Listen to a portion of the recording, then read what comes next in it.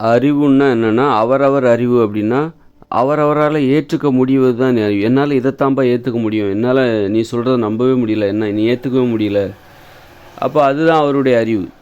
இப்போ ஒவ்வொருத்தரும் ஒவ்வொரு விஷயத்தை நம்புகிறாங்க, ஒவ்வொரு விஷயத்தை ஏற்றுக்கிறாங்க. இன்னும் ஆனால் அதை வந்து மற்றவங்க மூட நம்பிக்கைன்னுவாங்க. அதாவது சிலர் ஏற்றுக்கிற அறிவு உலகத்தில் பெரும்பாலானவங்க ஏற்றுப்பாங்க, சிலர் நான் ஒப்புக்கொள்கிற அறிவு. நாம் எதை ஏற்றுக்கிறோமோ அதுதான் நமக்கான அறிவாக இருக்கிறது. அப்போது நம்ம வந்து சிலர் உண்மையை ஏற்றுக்க முடியாது, அவங்களால பொய்யை தான் ஏற்றுப்பாங்க, மூட நம்பிக்கையை தான் ஏற்றுப்பாங்க. அப்போ அதுதான் அவங்ககிட்ட போய் என்ன தான் உண்மையை சொன்னாலும் அவங்களால அதை ஏற்றுக்க முடியாது, புரிஞ்சிக்க முடியாது. அப்போது அறிவுன்னா என்னென்னா, நீங்கள் எதை ஏற்றுக்கிறீங்க, எதை ஏற்றுக்கிற அளவுக்கு உங்களுக்கு அந்த அடிப்படை புரிதல் உங்களுக்கு எந்த அளவுக்கு இருக்கோ அந்த அளவுக்கு தான் உண்மையை ஏற்றுக்க முடியும். அடிப்படை புரிதல் கரெக்டாக இருந்துச்சுன்னா நீங்கள் முழுமையாக உண்மையை ஏற்றுக்க முடியும், உண்மையை புரிஞ்சிக்க முடியும். எதை புரிஞ்சிக்க முடியுதோ அதுதான் உங்களால் ஏற்றுக்கவும் முடியும். புரிஞ்சிக்க முடியாததான் உங்களால் ஏற்றுக்க முடியாது, நம்ப முடியாது. உங்களுக்கு எந்த அளவுக்கு ஒரு அடிப்படை புரிதல் இருக்கிறது, இயற்கையை உண்மையை புரிந்து கொள்கிற திறன் எந்த அளவுக்கு இருக்குது, அதுதான் உங்களுடைய அறிவாக அது இருக்குது. அப்போ புரிதல் திறன் தான். நீங்கள் யாரையுமே புரிஞ்சிக்கலை, எதையுமே புரிஞ்சிக்க மாட்டேங்கிறீங்க அப்படின்னா உங்களுக்கு வந்து அறிவு இல்லை.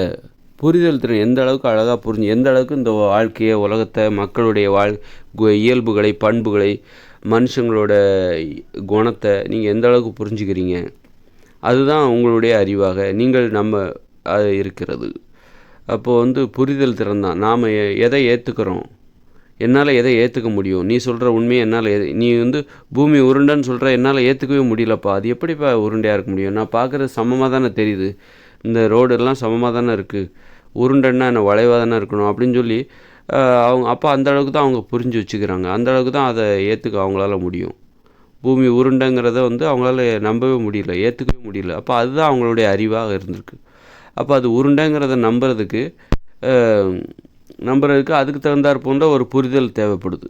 அதை எப்படி நியாயப்படுத்துறது, அதற்கான புரிதல், அந்த புரிதலை ஏற்படுத்துவதற்கு போதிய காரணங்கள், சரியான காரணங்கள், அதை தெரிஞ்சுக்கிற அந்த ஆர்வம், அந்த முயற்சி, அந்த மாதிரி அப்போ அறிவுன்னா என்னென்னா, நான் என்னால் எதை புரிஞ்சிக்க முடியும், புரிந்து கொள்வதற்கான அடிப்படையான ஏற்பாடுகள் என்கிட்ட எந்த அளவுக்கு இருக்குது, ஒரு அடிப்படையான ஒரு புரிந்து கொள்வதற்கான அடிப்படையான இது எந்த அளவுக்கு இருக்குது.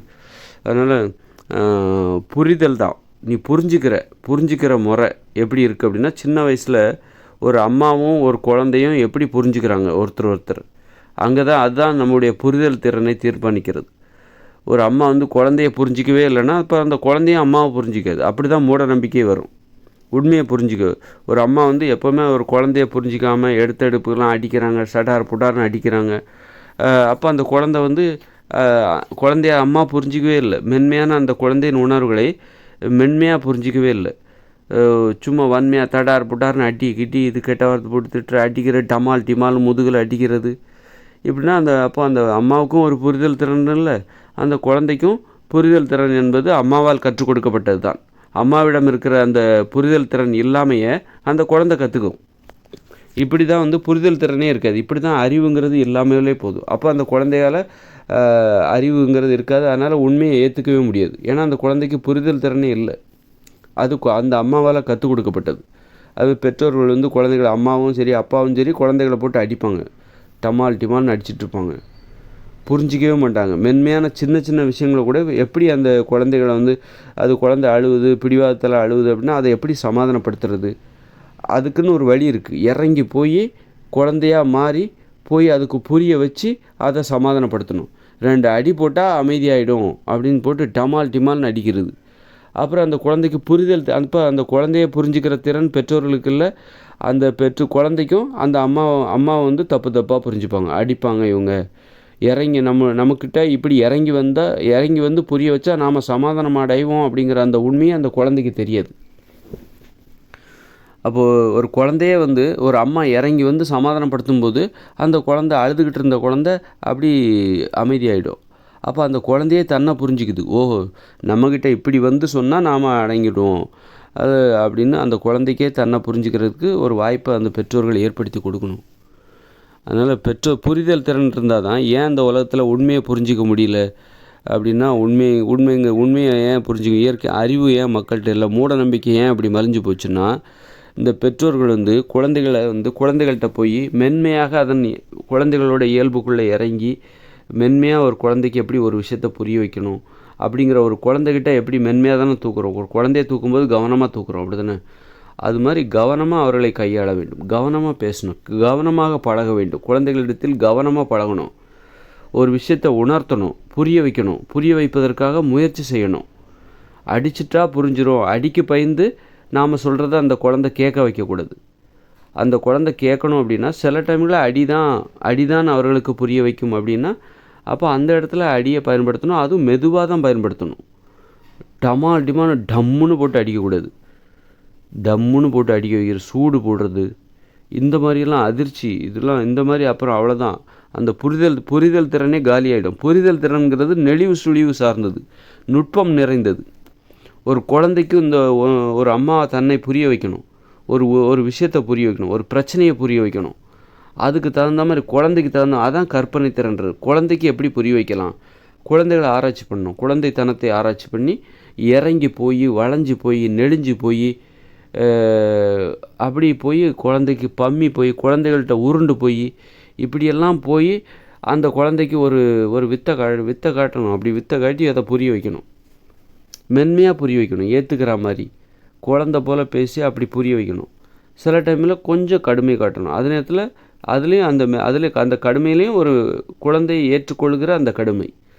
சில நேரத்தில் குழந்தைகளை அடிக்க வேண்டியிருக்கும். இப்போ ஆண் குழந்தைகளை இயற்கை விதிமுறைப்பை அடித்து தான் வளர்க்கணும், பெண் குழந்தைகளை அடிக்கவே கூடாது. பெண் குழந்தைகிட்ட அடி வாங்கி வளரணும். பெண் குழந்தைங்க தான் அடிப்பாங்க பெற்றவங்களை, அப்போ அவங்கள அடி வாங்கி நீங்கள் தான் வளரணும், அவங்க தான் வளர்ப்பாங்க, அந்த குழந்தைகள் தான் வளர்க்கும். அப்போது இந்த அளவுக்கு இப்படி ஒரு உண்மையை தெரிஞ்சுக்கணும் அப்படின்னா நான் எந்த அளவுக்கு மென்மையாக அதை பார்த்துருப்பேன் அப்படின்னு பாருங்கள். பெண் குழந்தைகளுக்கு இப்படி ஒரு இயல்பு இருக்குது, ஆண் குழந்தைகிட்ட இப்படி நடந்துக்கணும் அப்படிங்கிற நான் ஒரு உண்மையை கண்டுபிடிக்கிறேன்னா அப்போ எந்த அளவுக்கு எனக்கு ஒரு புரிதல் திறன் இருக்குது. நான் குழந்தைகளை பார்க்கும்போது நான் எப்படி பார்த்துருக்கேன் பாருங்கள். அந்த குழந்தைகளை புரிந்து கொள்வது எந்த அளவுக்கு புரிஞ்சுக்கிறேன், அந்த குழந்தைத்தனத்தை, அந்த குழந்தைகளின் இயல்பு, ஆண் பெண் குழந்தைகளுக்கு இடையே உள்ள அந்த வேறுபாட்டை நான் எந்த அளவுக்கு நான் கவனித்திருக்கிறேன், புரிந்திருக்கிறேன். நுட்பம் நிறைந்தது, நுட்பம் சார்ந்த புரிதல். அதனால தான் எனக்கு இந்த உண்மையை கண்டுபிடிக்க முடிஞ்சுது. அந்த உண்மையை இந்த உண்மை தெரியாதவங்க பெற்றோர்கள் என்ன பண்ணுவாங்க, ரெண்டு பேர்த்தையும் ஒரே மாதிரி வளர்ப்பாங்க. ஆண் பிள்ளையாக இருந்தாலும் சரி, பெண் பிள்ளையாக இருந்தாலும் அடி தான், டவால் டிவன் அடி தான். அப்போ இந்த இயந்திர அறிவியல் உலகில் ஆண் குழந்தைகளை அடிக்கக்கூடாது, பெண் குழந்தைகளை தான் அடித்து வளர்க்கணும். இந்த இயந்திர அறிவியல் உலகில் ஆண்கள் பிறக்கும்போது அவங்க குழந்தையாக பிறந்தாலும் அவங்க வளர ஆரம்பித்தோடனே இந்த உலகத்தை பார்த்தோன்னே தன்னை பெரியவராக உணர்கிறார்கள் ஆண்கள். அதனால் அதுவும் அதுக்காக பெண்களை அடித்து வளர்க்கணுங்கிறதுக்காக அவமானப்படுத்துகிற நோக்கத்தில் அடிக்கக்கூடாது. அக்கறை இருக்க வேண்டும், அக்கறையோடு அன்போடு அடிக்கணும், மென்மையாக அடிக்கணும். அடித்து திட்டி இந்த இயந்திர அறிவியல் உலகில் பெண்களை அப்படித்தான் வளர்க்கணும். ஆண் குழந்தைய தான் அடிக்காமல் வளர்க்கணும். ஆண் குழந்தை அடிப்பான், ஆண் குழந்தைய அடிக்கக்கூடாது. அடிக்காமல் வளர்க்கணுமா, அவன் அடிப்பான், அப்போ வாங்கிக்கணும். அப்போது பெண்கள் எந்த அளவுக்கு குழந்தையாக மாறிடணும், ஆண் குழந்தைகள்கிட்ட ஆண்கள் பெரியவர்களாக மாறிடுவாங்க. இப்போ பெற்றோர்கள் குழந்தைகளாக மாறி அந்த ஆண் குழந்தைகிட்ட வளரணும். அவங்ககிட்ட பொறுப்பை படைச்சிருங்க. அவனுக்கு ஒன்றும் தெரியாதுன்னு போட்டு அடிக்காதீங்க, அவனுக்கு எல்லாமே தெரியும். அவன் இந்த உலகத்தில் சின்ன வயசுல அவன் எல்லாம் தெரிஞ்சவன். தகப்பன் சாமின்னு சொல்லுவாங்க. குழந்தை அவனுக்கு தகப்பன் சாமின்னு அந்த மாதிரி அவன் தகப்பனாக மாறிடுவான். அப்போது எந்த அளவுக்கு நான் ஒரு குழந்தைய புரிஞ்சிக்கும் போது மிகப்பெரிய உண்மையே அதில் இருக்குது. அந்த மாதிரி புரிதல் திறன் புரிஞ்சுக்கணுங்கிற நோக்கத்தோட குழந்தையும் புரிஞ்சுக்கணும், குழந்தையும் நம்மளை புரிஞ்சுக்கணும், பெற்றோர்களை புரிஞ்சுக்கணும். அதுக்கு தகுந்த ஒரு வித்தையை நம்ம சும்மா குரலி வித்தை பண்ணுற மாதிரி தான். அது இறங்கி போய் உருண்டு பிறண்டு புரிஞ்சுக்கணும். அந்த குழந்தை பருவத்தில் ஒரு புரிஞ்சுக்கிற அந்த பழக்கத்தை அவங்களுக்கு கற்றுக் கொடுக்கணும். வன்முறையை புரிந்து கொள்ள பழக்கப்படுத்துகிறார்கள். அடி, திட்டு, கெட்ட வார்த்தை, இதை சொல்லி இதுக்கு பயந்து நீ ஒரு வேலை செய், வன்முறையை புரிந்து கொள் அப்படின்னு சொல்லி இவங்க ஒரு நடைமுறையை உருவாக்குகிறார்கள். பெற்றோர்கள் பிள்ளைகளுக்கு வன்முறையை தான் புரிய வைக்கிறாங்க. அடி எவ்வளோ வலிக்கும், அடித்தா அவனுக்கு வலிக்குங்கிறது உனக்கு தெரியணும், அதுக்கு பயந்துக்கிட்டு ஒரு வேலையை செய், அதைத்தான் புரிய வச்சுக்கிட்டு இருக்காங்க. மற்றபடி மிகப்பெரிய உண்மைகள் அவங்களுக்கு தேவையில்லை. வெறும் அடித்து மட்டுமே காரியத்தை சாதிச்சிடலாம், ஒரு விஷயத்தை புரிய வச்சிடலாம். அப்புறம் பிற்பாடு ஆசிரியர்களும் அதான் பார்க்குறாங்க. நீ இதை படிக்கலைன்னா நான் உன்னை அடிப்பேன், முட்டி போடு, அவமானப்படுத்துகிறாங்க. வன்முறையை காரணம் காட்டி அச்சுறுத்தி உண்மைகளை புரிய வைக்க பார்க்கிறார்கள். உண்மைகளை புரிய வைக்கணும்னா அதுக்கு தந்தார் போன்று நம்ம மாற வேண்டும். இப்போ குளிர்காலத்தை புரிஞ்சுக்கணும் அப்படின்னா உடனே அதுக்கு தகுந்த மாதிரி உணவுகளை சாப்பிடணும். உடம்புக்கு கதகதப்பை தருகிற உணவுகளை சாப்பிடணும். அப்போ தான் அந்த குளிரை புரிஞ்சிக்க முடியும். இல்லைனா குளிரை நம்ம எதிரியாக நினைப்போம். கதகதப்பான உணவுகளை சாப்பிடும்போது குளிர் நமக்கு சுகமாக மாறும். உடற்பயிற்சி செய்யணும். அப்போ அந்த குளிர் நமக்கு குளிராக தெரிந்த அந்த குளிர் நமக்கு கொடூரமாக தெரிந்த அந்த குளிர்ச்சி, குளிர்காலம் என்பது நமக்கு சுகமாக மாற ஆரம்பித்துவிடும். அது மாதிரி நம்மளே மாற்றிக்கணும். அதுக்கு தகுந்த ஒன்றை எதிர்கொள்வதற்கு நம்மை எப்படி தயார் செய்து கொள்வது, நம்மை நாம் எப்படி மாற்றிக்கொள்வது என்பதை தெரிந்து கொள்ள வேண்டும்.